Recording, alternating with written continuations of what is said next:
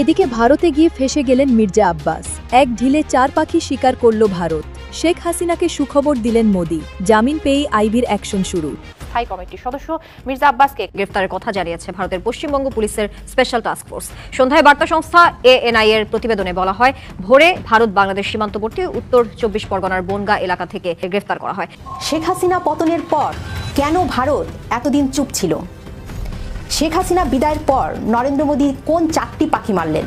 আর এখন কেন মমতা বন্দ্যোপাধ্যায়ের বিদায়ের ঘণ্টার সাথে সাথে শেখ হাসিনার বাংলাদেশে রাজকীয় ফেরার গুঞ্জন জোরালো হচ্ছে? আইভি রহমানকে তো আপনারা চেনেন, নারায়ণগঞ্জের সাবেক সিটি কর্পোরেশনের মেয়র। তার 2 মামলায় হাইকোর্টে জামিন হয়েছে। আজকে কিন্তু সেখানে বলা হয়েছে যে আইভি রহমানকে আর কোনো নতুন মামলায় সোনারেন্স দেখানো যাবে না, এটা হাইকোর্ট নির্দেশ করছে। আজকে হাইকোর্ট থেকে 2টি মামলায় জামিন হয়েছে। হাতে হ্যারিকেন নিয়েও খুঁজে পাওয়া যাচ্ছে না দাপুটে নেতা মির্জা আব্বাসের হদিস। তিনি কি সত্যিই অসুস্থ, নাকি হাদিকাণ্ডের ভয়ানক সত্য ধামাচাপা দিতে অসুস্থের ভান করে লুকিয়ে আছেন ভারতে? ভারত থেকে মির্জা আব্বাসকে সোজা ট্রেনে হিচড়ে দেশে ফিরিয়ে আনা হবে এবং কঠিন বিচারের মুখোমুখি করা হবে। দর্শক, নতুন ভিডিওতে আপনাদের স্বাগতম। দর্শক, বাংলাদেশের কিছু চলমান ঘটনা নিয়ে আপনাদের সামনে কিছু চলমান চরিত্র নিয়ে হাজির হয়েছি, যার কিছু অংশ ভিডিও শুরুতেই এ পর্যন্ত দেখেছেন। দর্শক, ভিডিও শুরুতে আপনারা দেখে বুঝতে পেরেছেন আজকে নিউজটা কত সুন্দর হতে চলেছে। ভিডিওটি না টেনে সম্পূর্ণ ভিডিওটি দেখতে থাকুন, তাহলে আজকে ভিডিওর মূল বিষয়টি দেখতে পারবেন। চলুন দেরি না করে আজকের কাঙ্ক্ষিত ভিডিওগুলো দেখে আসি। তো যারা চ্যানেলটি সাবস্ক্রাইব করেন নাই তারা চ্যানেলটি সাবস্ক্রাইব করে দিন, আর যারা চ্যানেলটি সাবস্ক্রাইব করে রাখছেন তাদেরকে অসংখ্য অসংখ্য ধন্যবাদ। তো দেরি না করে ভিডিও শুরু করা যাক। শেখ হাসিনা পতনের পর সবাই ভেবেছিল ভারত হয়তো সামরিক হস্তক্ষেপ করবে। আওয়ামী লীগ কর্মীরাও চাতক পাখির মতো দিল্লির দিকে তাকিয়েছিল, কিন্তু নরেন্দ্র মোদী শান্ত ছিলেন। অজিত দোভাল, এস জয়শঙ্কর আর অমিত শাহের ডায়েরিতে তখন লেখা হচ্ছিল অন্য এক মহাকাব্য, যে পরিকল্পনায় ছিল এক ঢিলে 4টি পাখি শিকারের নীল নকশা। আমরা বিশ্লেষণ করব কেন ভারত এতদিন চুপ ছিল। শেখ হাসিনা বিদায়ের পর নরেন্দ্র মোদী কোন 4টি পাখি মারলেন? আর এখন কেন মমতা বন্দ্যোপাধ্যায়ের বিদায়ের ঘণ্টার সাথে সাথে শেখ হাসিনার বাংলাদেশে রাজকীয় ফেরার গুঞ্জন জোরালো হচ্ছে? 5ই আগস্ট 2024, ঢাকার আকাশে বারুদের গন্ধ। ছাত্র জনতার উত্তাল গণজোয়ারে পতন হলো টানা 16 বছরের প্রতাপশালী শাসক শেখ হাসিনার। ভারতের সেনাবাহিনীর সহযোগিতায় দেশ ছাড়েন তিনি। প্রধানমন্ত্রী মর্যাদায় আশ্রয় নেন দিল্লিতে। ক্ষমতায় বসেই ডক্টর ইউনূস ভারতের বিরুদ্ধে তোপ দাগেন। জুলাই আন্দোলনকারীরা ভারত বিরোধী স্লোগান তোলেন। ইউনূসের উপদেষ্টা এবং অবসরপ্রাপ্ত সেনা কর্মকর্তা ভারতের 7 সিস্টার্স কলকাতা দখলের হুমকি দেয়। চীন সফরে গিয়ে বঙ্গোপসাগরের অভিভাবক দাবি করেন ডক্টর ইউনূস। এ নিয়ে ভারতের সরকার প্রতিক্রিয়া জানালেও সেটি খুব কড়া ছিল না। এই উত্তেজনার মধ্যে সবাই ভেবেছিল ভারত হয়তো শক্তি প্রয়োগ করে শেখ হাসিনাকে বাংলাদেশে আবার ক্ষমতায় বসাবে। আওয়ামী লীগের নেতাকর্মীরা সেই প্রত্যাশা নিয়ে বসেছিল। ডিসেম্বর, জানুয়ারি, ফেব্রুয়ারি, মার্চ এই বুঝি ভারত অ্যাটাক করবে, এমন শঙ্কার কথা বারবার ভারতের কিছু গণমাধ্যম ও ইউটিউবে ব্যাপক প্রচার হয়েছে। আওয়ামী লীগের নেতারা পালিয়ে থেকেও আশায় বুক বেঁধেছিল। শেখ হাসিনা ভারতের বিশ্বস্ত বন্ধু। ভারতের প্রধানমন্ত্রী নরেন্দ্র মোদীর সঙ্গে আওয়ামী লীগের সখ্যতাও বেশি।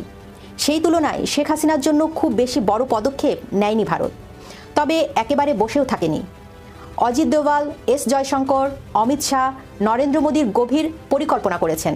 শুধু শেখ হাসিনাকে ফেরানো নয়, তার আগে এক ঢিলে 4টি পাখি মারতে চেয়েছেন তারা। ইউনূস সরকারের আমলে যখন 7 সিস্টার্স নিয়ে হুমকি দেওয়া হয়েছিল, তখন দিল্লি মাথা গরম করেনি। দিল্লির প্রথম লক্ষ্য ছিল আমেরিকার ছত্রছায়ায় বসা ডক্টর ইউনূস সরকারকে কোনো রক্তপাত ছাড়াই সরিয়ে দেওয়া। বিশ্লেষকদের দাবি, ভারত পর্দার আড়ালে যোগাযোগ বাড়ায় বিএনপির হাইকমান্ডের সাথে। তারেক রহমানের সাথে একাধিক গোপন বৈঠকের ফসল আজ দৃশ্যমান।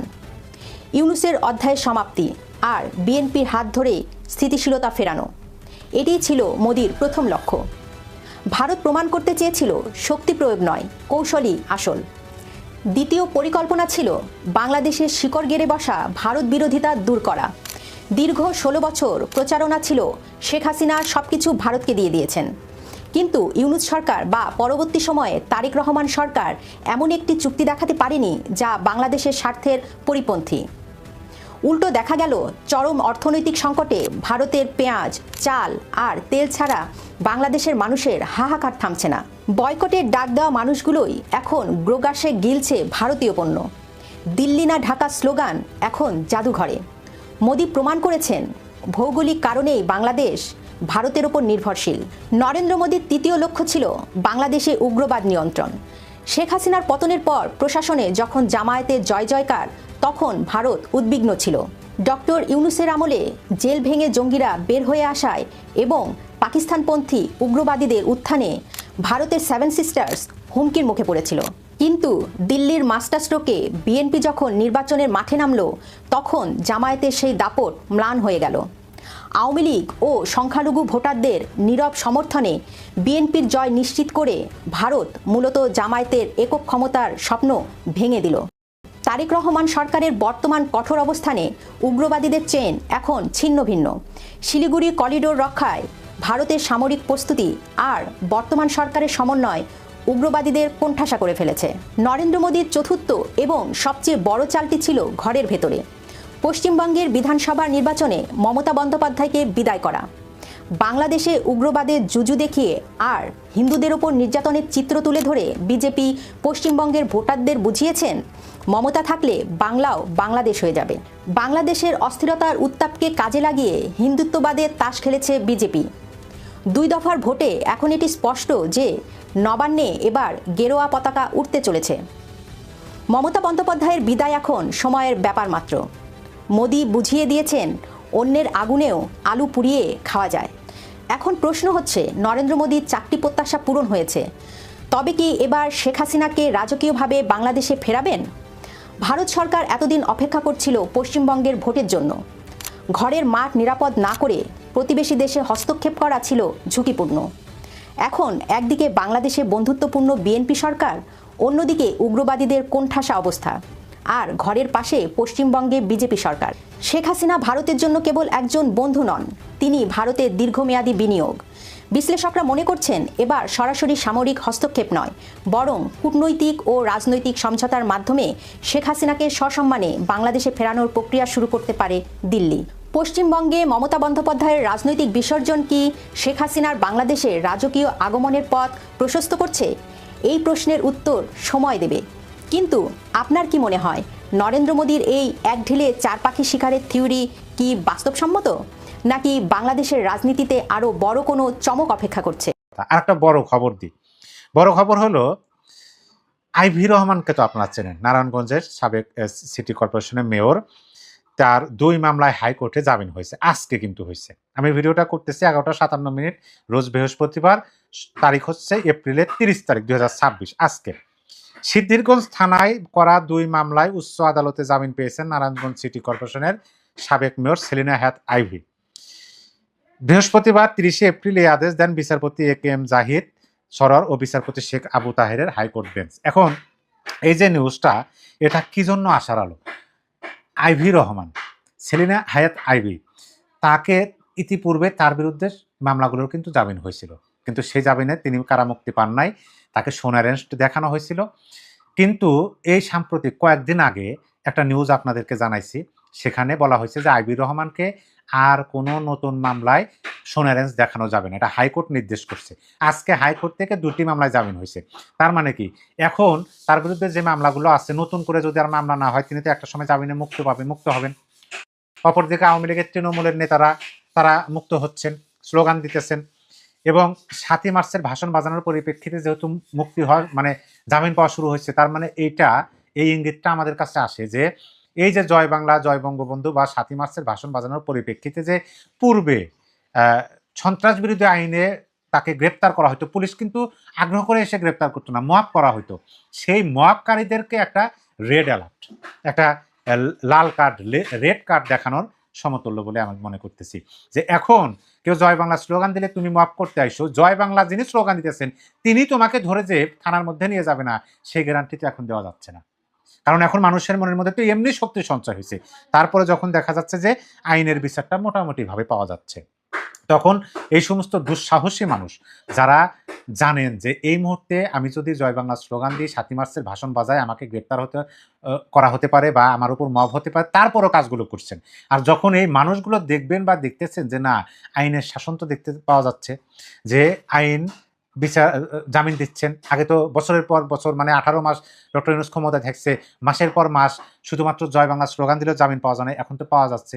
এই যে সাহসটা বৃদ্ধি পাবে এবং যারা মব করতো তাদের যে কি বলে যে ভয় আতঙ্ক সৃষ্টি হবে, সেটা হয়তো আমরা সামনে দেখতে পাবো। আর অপরদিকে সেলিনা হায়াৎ আইভীর মতো নেত্রীর যখন জামিন হয় এবং তার পূর্ববর্তী সময় যখন হাইকোর্ট নির্দেশ দেন যে সেলিনা হায়াৎ আইভীর আর কোনো শুনানি দেখানো যাবে না, এখানে একটা রাজনৈতিক ইঙ্গিত আছে, থাকতে পারে। আমরা জানি যে অবশ্যই তো কারো না কারো নেতৃত্বে দলটাকে ঘুরে দাঁড়াতে হবে। শীর্ষস্থানীয় নেতারা বা নেত্রী যারা বাইরে আছেন তাদের তো আনতে হবে, প্রত্যাবর্তন হবে। শেখ হাসিনা তো এমনি এমনি আসবে না, প্রত্যাবর্তন হবে। এখন যদি বাংলাদেশে শেখ হাসিনা পা দেন, তাহলে তো লক্ষ লক্ষ কোটি মানুষ রাজপথে নামবে, আনন্দ মিছিল করবে, শেখ হাসিনা দেখার জন্য ওই বিমানবন্দর এয়ারপোর্টে গিয়ে হাজির হবেন। এগুলোর সামাল দেবেন কারা? এই পরিবেশগুলো তৈরি, তিনি তো আসবেন, আসার জন্য তো তিনি উন্মুখ হয়ে আছেন। মানে যাই হোক, ইঙ্গিত তো ইঙ্গিতই, সবকিছু খুলে বলা যায় না প্রিয় দর্শক। হাতে হ্যারিকেন নিয়েও খুঁজে পাওয়া যাচ্ছে না দাপুটে নেতা মির্জা আব্বাসের হদিস। তিনি কি সত্যিই অসুস্থ, নাকি হাদি কাণ্ডের ভয়ানক সত্য ধামাচাপা দিতে অসুস্থের ভান করে লুকিয়ে আছেন ভারতে? ডন মাসুদ ধরা পড়ার পর থেকেই যেন রাজনীতির মাঠের এই বাঘা নেতার পায়ের নিচ থেকে মাটি সরে গেছে। যে তরুণ নেতার আকাশ ছোঁয়া জনপ্রিয়তা রাঘব বলদের রাতের ঘুম হারাম করে দিয়েছিল, তাকে চিরতরে সরিয়ে দেওয়ার মাস্টারমাইন্ড আসলে কে? এই প্রশ্নের উত্তর খুঁজতে গিয়েই বেরিয়ে আসছে একের পর এক থমথমে তথ্য। মাসুদের মুখ থেকে যদি আসল সত্যিটা একবার ফাঁস হয়ে যায়, তবে তারেক সরকারের গদি যে চরম নড়বড়ে হয়ে পড়বে, সেটা আর বলার অপেক্ষা রাখে না। তরুণ প্রজন্মের আবেগের এই সেন্সিটিভ ইস্যুতে বিএনপি সরকার কোনোভাবেই চাইবে না তাদের মুখে চুনকালি পড়ুক। তবে কি পর্দার আড়াল থেকে কলকাঠি নেড়ে এই মূল কালপ্রিট মির্জা আব্বাসকে বাঁচাতে চতুর গেম প্ল্যান সাজানো হচ্ছে? আজকের এই বিশেষ প্রতিবেদনে উঠে আসবে কিভাবে ক্ষমতার লোভে পাতা ফাঁদে পা দিয়ে এখন দিশেহারা খোদ তারেকের দল এবং ডন মাসুদ মুখ খুললেই কিভাবে ভারত থেকে ট্রেনে হিচড়ে দেশে ফেরানো হবে এই পলাতক মির্জা আব্বাসকে। এই পুরো ঘটনার পেছনের আসল কাহিনী বুঝতে হলে আমাদের একটু পেছনে ফিরে তাকাতে হবে। এই বিশাল রহস্যের জট খুলতে হলে আমাদের যেতে হবে কয়েক মাস আগের নির্বাচনী মাঠে, কারণ আসল খেলার শুরুটা হয়েছিল সেখান থেকেই। ঢাকা ৮ আসনে তখন ভোটের হাওয়া খুব গরম। সেখানে তরুণ প্রজন্মের চোখের মণি হয়ে উঠেছিলেন ওসমান হাদি। এই তরুণ নেতা যখন ভোটের মাঠে নামলেন, তখন বড় বড় নেতাদের কপালে চিন্তার ভাঁজ পড়ে গেল। বিশেষ করে মির্জা আব্বাসের মতো বড় নেতার জন্য তিনি অনেক বড় চিন্তার কারণ হয়ে দাঁড়ালেন। হাদির জনপ্রিয়তা এতটাই বেশি ছিল যে মনে হচ্ছিল নির্বাচনে তিনি বিশাল ব্যবধানে জিতে যাবেন। আর এই ভয় থেকেই শুরু হয় নোংরা এক রাজনীতির খেলা। 2026 সালের নির্বাচনের ঠিক আগে প্রচারণার খুব ব্যস্ত সময়ের ভেতরেই এক ভয়ানক ঘটনা ঘটে যায়, অর্থাৎ হাদিকে পৃথিবী থেকে চিরতরে সরিয়ে দেওয়া হয়। যারা এই কাজ করেছে তারা ভেবেছিল এতে তাদের রাস্তা একেবারে পরিষ্কার হয়ে যাবে। আর এই ঘটনা পুরো দেশের মানুষকে একদম বোকা বানিয়ে দিয়েছিল। তরুণরা তাদের প্রিয় নেতাকে হারিয়ে চরমভাবে ক্ষেপে যায়, কিন্তু তখন তাদের কিছুই করার ছিল না। ক্ষমতার লোভ মানুষকে কতটা অন্ধ করে দেয় সেটা এই ঘটনা থেকেই খুব ভালোভাবে বোঝা যায়। আসল মাস্টারমাইন্ডরা ভেবেছিল এই ভয়ানক সত্যি হয়তো কোনোদিনই সবার সামনে আসবে না, কিন্তু তারা ভুলে গিয়েছিল যে পাপের শাস্তি একদিন পেতেই হয়। হাদির সাথে ঘটা এই অমানবিক ঘটনা দেশের রাজনীতির ইতিহাসকে চিরদিনের জন্য একটা কালো অধ্যায়ের দিকে ঠেলে দিয়েছে। তরুণদের মনে যে আগুন জ্বলছে সেটা যে কোনো সময় বিশাল আকার ধারণ করতে পারে। ওসমান হাদির এই চিরস্থায়ী বিদায়ের পর নির্বাচনী মাঠ একেবারে ফাঁকা হয়ে যায়। মির্জা আব্বাসের আর কোনো বড় বাধাই থাকল না। এরপর 12 ফেব্রুয়ারির নির্বাচনে বিশাল ভোটে জিতে মির্জা আব্বাস নিজের জায়গা একদম পাকা করে নিলেন। শুধু তাই নয়, নতুন সরকার আসার পর তিনি প্রধানমন্ত্রীর খুব কাছের মানুষ হয়ে গেলেন। তারেক সরকার তাকে অনেক বড় দায়িত্ব দিল। ক্ষমতার এই বড় চেয়ার পেয়ে মির্জা আব্বাস যেন মাটিতে পা ফেলছিলেন না। সব জায়গায় তার বিশাল দাপট দেখা যেতে শুরু করলো। নির্বাচনের পর থেকে মার্চ মাস পর্যন্ত মির্জা আব্বাসকে বিভিন্ন অনুষ্ঠানে খুব হাসি খুশি দেখা গেছে। তখন তার ভেতরে কোনো চিন্তার ছাপ ছিল না, এমনকি তার শরীরে কোনো রোগের সামান্য চিহ্ন পর্যন্ত দেখা যায়নি। তিনি হয়তো ভেবেছিলেন এই ক্ষমতা আর এই দাপট সারা জীবন থাকবে। আইনের চোখে ধুলো দেওয়ার এই ভণ্ডামি যে বেশি দিন টিকবে না, সেটা তিনি একদমই বুঝতে পারেননি। ক্ষমতার এই অহংকার মির্জা আব্বাসকে এমন এক অবস্থায় নিয়ে যায় যেখান থেকে তার আর ফেরার কোনো পথ খোলা নেই। তিনি ভেবেছিলেন সবকিছু খুব সুন্দরভাবে ধামাচাপা দেয়া হয়ে গেছে, কিন্তু প্রকৃতি যে তার নিজের নিয়মে বিচার করে সেটা তিনি ভুলে গিয়েছিলেন। চারপাশের মানুষ যখন তার প্রশংসায় পঞ্চমুখ, ঠিক তখনই তার ভাগ্যের চাকা উল্টো দিকে ঘুরতে শুরু করে। গল্পের আসল রূপ বদলাতে শুরু করে মার্চ মাসে, যখন ভারতের বনগা থেকে হাদিকাণ্ডের আসল খেলোয়াড় ডন মাসুদ আর তার এক সঙ্গী ধরা পড়ে। এই ডন মাসুদ ছিল সেই হাদিকাণ্ডের মূল কারিগর। ডন মাসুদের ধরা পড়ার খবর যখন দেশে পৌঁছালো, তখন রাজনীতির মাঠে রীতিমতো আগুন লেগে যায়। জানা যায় এই ডন মাসুদ নাকি পুলিশের কাছে অনেক গোপন কথা বলে দেয়। আর এই খবর শোনার সাথে সাথেই দাপুটে নেতা মির্জা আব্বাসের একদম ঘাম ছুটে যায়। আর এর ঠিক 3 দিনের মাথায় খবর আসে মির্জা আব্বাস নাকি একটা ইফতার পার্টিতে গিয়ে জ্ঞান হারিয়ে ফেলেছেন। প্রশ্ন হচ্ছে, ডন মাসুদ ধরা পড়ার খবর শোনার পরপরই যেন মির্জা আব্বাসের এমন ছেড়ে দে মা কেঁদে বাঁচি অবস্থা তৈরি কেন হলো? যাই হোক না কেন, এরপর অসুস্থ আব্বাস সাহেবকে খুব তাড়াহুড়ো করে বিমানে তুলে সিঙ্গাপুর পাঠানো হয় এবং তারপর সেখান থেকে তাকে মালয়েশিয়ায় নেওয়া হয়। দেশের মানুষ এখন আর বোকা নেই। ভেতরে ভেতরে যে চরম লজ্জার এক লুকোচুরি চলছে সেটা সবাই খুব ভালো করেই বুঝতে পারছে। একটু খেয়াল করলেই বোঝা যায়, মির্জা আব্বাস যদি সত্যি এত বেশি অসুস্থ হতেন তাহলে এতদিনে হাসপাতাল থেকে তার অন্তত একটা ছবি বা ভিডিও সবার সামনে প্রকাশ করা হতো। কিন্তু দিনের পর দিন পার হয়ে যাচ্ছে, অথচ তার কোনো খোঁজই নেই। এমনকি তার দলের অন্য নেতারাও এই বিষয়ে একদম মুখ বন্ধ করে আছেন। তাদেরই অদ্ভুত নীরবতা প্রমাণ করছে যে ভেতরে বড় কোনো ঘাপলা আছে। মানুষ এখন তাদেরই অসুস্থতার নাটক মোটেও বিশ্বাস করছে না। সবার কাছে এখন এটা একদম পরিষ্কার যে হঠাৎ করে অসুস্থ হয়ে পড়ার এই গল্পটা আসলে দেশ থেকে পালানোর একটা বিশাল বাহানা ছাড়া আর কিছুই নয়। চারদিকে এখন জোর গুঞ্জন চলছে যে ধরা পড়ার ভয়ে তিনি আসলে দেশ ছেড়ে পালিয়েছেন। এখন সবার মনে একটাই প্রশ্ন ঘুরপাক খাচ্ছে, মির্জা আব্বাস এখন সত্যি কোথায় আছেন? চারদিকে জোর খবর ছড়িয়ে পড়েছে যে চিকিৎসার নাম করে তিনি আসলে ভারতেই মুখ লুকিয়ে আছেন। আর এই পুরো ঘটনার পেছনে বর্তমান তারেক সরকারের বিশাল কোনো হাত থাকা মোটেও অবাক করার মতো কিছু না। কারণ হাদি ইস্যুটি এখনকার তরুণ প্রজন্মের কাছে একটা মারাত্মক সেন্সিটিভ বিষয়। এই তরুণেরা এমনিতেই ভেতরে ভেতরে চরম ক্ষেপে আছে ওসমান হাদির সাথে ঘটাই জঘন্য ঘটনার কারণে। বর্তমান প্রধানমন্ত্রী তারেক রহমান খুব ভালো করেই জানেন, যদি আসল সত্য একবার মানুষের সামনে চলে আসে তবে তার এই গদি ধরে রাখা খুব মুশকিল হয়ে যাবে। তাই দলের মান সম্মান বাঁচাতে এবং ক্ষমতার চেয়ার ঠিক রাখতে ওই পলাতক নেতাকে লুকিয়ে রাখার এই চতুর গেম প্ল্যান খুব সাবধানে সাজানো হয়েছে বলে সবাই বিশ্বাস করছে। তারেক রহমান কোনোভাবেই চাইছে না ডন মাসুদের মুখ থেকে আসল কালপ্রিট মির্জা আব্বাসের নাম বাইরে আসুক, কারণ মির্জার নাম সামনে এলে পুরো সরকারের মুখেই চুনকালি পড়বে। তাই মির্জা আব্বাসকে আড়াল করে বিএনপি সরকার এখন নিজেদের পিঠ বাঁচাতে ব্যস্ত। ক্ষমতার চেয়ার টিকিয়ে রাখার জন্য তারা এখন এই পুরো ঘটনা ধামা চাপা দিতে যে কোনো কিছু করতে প্রস্তুত। অন্যদিকে পুলিশের রিমান্ড থাকা ডন মাসুদ যদি একবার মুখ খোলে তবে রাজনীতির এই দাবার চাল পুরোপুরি উল্টে যাবে। ডন মাসুদের মুখ বন্ধ রাখার জন্য এখন অনেক চেষ্টাই করা হচ্ছে, কিন্তু সব চেষ্টাই এখন ব্যর্থ হতে চলেছে। কারণ নির্দেশদাতা হিসেবে মির্জা আব্বাসের নাম যদি একবার সবার সামনে চলে আসে তবে এই মূল কালপ্রিটকে আর কোনোভাবেই ছাড় দেওয়া হবে না। তখন এই মারাত্মক ভুলের মাসুল এবং চরম খেসারত মির্জা আব্বাস ও তার দলকে কড়ায় গণ্ডায় দিতেই হবে। দোষী সাব্যস্ত হওয়া মাত্রই ভারত থেকে মির্জা আব্বাসকে সোজা টেনে হিচড়ে দেশে ফিরিয়ে আনা হবে এবং কঠিন বিচারের মুখোমুখি করা হবে। ওসমান হাদিকে সরিয়ে দেওয়ার এই সিদ্ধান্ত যে তাদের জীবনের সবচেয়ে বড় ভুল ছিল, সেটা এখন বড় বড় নেতারা হাড়ে হাড়ে টের পাচ্ছেন। এই ভুলের কারণেই আজ তাদের পায়ের নিচ থেকে মাটি সরে যাচ্ছে। তারা যতই ফাঁদ তৈরি করুক না কেন, ডন মাসুদের মুখ থেকে আসল সত্য ঠিকই একদিন বেরিয়ে আসবে। সব মিলিয়ে এখনকার পুরো পরিস্থিতি একটা থমথমে আকার ধারণ করেছে। একদিকে ডন মাসুদ পুলিশের কাছে একের পর এক গোপন তথ্য দিচ্ছে, আর অন্যদিকে নিখোঁজ মির্জা আব্বাস একদম চুপ হয়ে আছেন। এই দুয়ে মিলে তারেক সরকার এখন চরম দিশেহারা অবস্থায় পড়ে রীতিমতো হাবুডুবু খাচ্ছে। আসল সত্য যখন সবার সামনে চলে আসবে তখন কপাল চাপড়ানো ছাড়া এই নেতাদের আর কোনো উপায়ই খোলা থাকবে না। দেশের সাধারণ মানুষ এবং তরুণেরা এখন শুধু একটা জিনিসই চায়, আর সেটা হলো তাদের প্রিয় হাদির জন্য সঠিক বিচার। তারা চায় যারা এই ঘটনার পেছনে কলকাঠি নেড়েছে তাদের আসল চেহারা সবার সামনে আসুক। ওসমান হাদিরই চলে যাওয়া তরুণেরা কখনোই বৃথা যেতে দিবে না। অধিকার আদায়ের জন্য তরুণেরা যখন রাস্তায় নেমে আসবে তখন কোনো বাধাই তাদের আর আটকাতে পারবে না। আর তরুণদের এই বিশাল শক্তির কাছেই একদিন এই সব অহংকারী নেতাদের মাথা নিচু করতেই